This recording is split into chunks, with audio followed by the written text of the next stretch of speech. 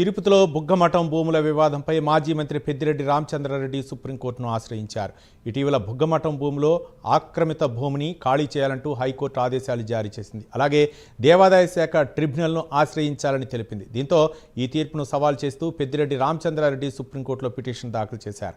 దీనిపై విచారణ జరిపిన కోర్టు భూ వివాదంపై సమాధానాలు దాఖలు చేయడానికి రాష్ట్ర ప్రభుత్వానికి వారం రోజులు గడువు ఇచ్చింది. అలాగే బదిలీ ఇవ్వటానికి కూడా మరో వారం రోజులు గడువు ఇస్తూ విచారణను వాయిదా వేసింది.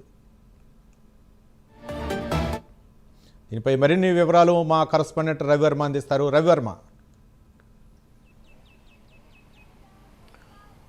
ఎస్ రవి, తిరుపతి అంటేనే పవిత్ర పుణ్యక్షేత్రం. ఈ పవిత్ర పుణ్యక్షేత్రంలో మఠాలు దాదాపు 12 మఠాలు ఇక్కడ కొలువై ఉన్నాయి. వాటికి సంబంధించిన ఆస్తులన్నీ కూడా కాలక్రమేణా కొంతమంది చేతుల్లో అన్యాకృతమై ఉన్నాయి.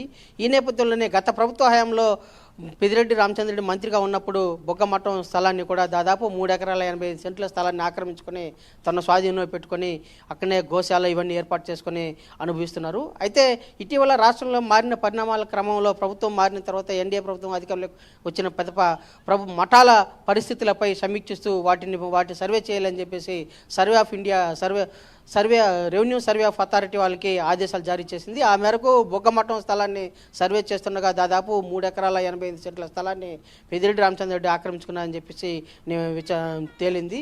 దీనికి సంబంధించి పూర్తి ఆధారాలను సైతం కోర్టుగా ప్రభుత్వానికి నివేదించింది. అయితే ఈ స్థలం ఉన్న పలంగా ఖాళీ చేయమంటే మేము ఖాళీ చేయలేము, తరతరాలుగా మా ఆధీనంలో ఉంది అని చెప్పేసి పెద్దిరెడ్డి రామచంద్రరెడ్డి, అతని సోదరుడు ద్వారకానాథ్ రెడ్డి వీళ్ళు హైకోర్టును ఆశ్రయించారు. అయితే కోర్టు సైతం దీన్ని పరిగణలోకి తీసుకోకుండా వీళ్ళ పిటిషన్ను తోసిపుచ్చుతూ ప్రభుత్వ ఏదైనా ఉన్నా కూడా దేవాదాయ శాఖ పరిధిలో ఉన్నటువంటి ట్రిబ్యునల్ను ఆశ్రయించాలి, ట్రిబ్యునల్ ఆదేశాలను చూసుకొని అక్కడ వాళ్ళ విజ్ఞప్తులను పరిగణలోకి తీసుకొని అనుసరించాలని చెప్పేసి హైకోర్టు ఆదేశించింది.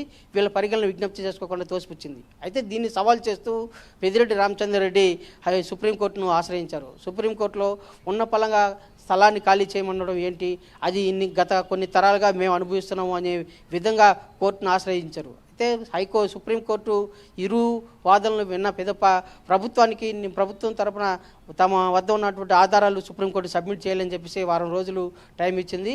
అలాగే వీటి మీద పూర్తి స్థాయిలో మరింత క్షుణ్ణంగా విచారణ చేపట్టాలని చెప్పేసి సూచిస్తూ ప్రభుత్వం వద్ద ఉన్నటువంటి ఆధారాలు సబ్మిట్ చేయాలని చెప్పి వెంటనే సబ్మిట్ చేయాలని చెప్పేసి కూడా వారం రోజులు టైం ఇచ్చింది సతీష్. ఈ కేసు అయితే మరింత ప్రొలాంగ్ అవుతూ ఉంది. అయితే మఠం పరిధిలోని మఠాల ఆక్రమణలు అధికంగా అవుతూ ఉన్నాయి. ఒక ప్రభుత్వ ప్రతినిధిగా వ్యవహరించినటువంటి మాజీ మంత్రి పెద్దిరెడ్డి రామచంద్రరెడ్డి ప్రభుత్వ స్థలాలను మఠాల స్థలాలను పరిరక్షించాల్సింది పోయి వాళ్ళే ఆక్రమించుకోవడం ఏంటి అనేది సర్వత్రా విమర్శలు చోటు చేసుకుంటా ఉంది. ఈ నేపథ్యంలో సుప్రీంకోర్టులో దీని మీద వాదన జరుగుతూ ఉంది. ఈ వాయిదా మరో వారం రోజులు వాయిదా పడడంతో ఈ కేసు ఏ స్థాయికి ఏ పరిస్థితికి టర్న్ తీసుకుంటుంది అనేది వేచి చూడాల్సిన అవసరం అయితే ఉంది. Ravi. Right, thank you Ravi Varma.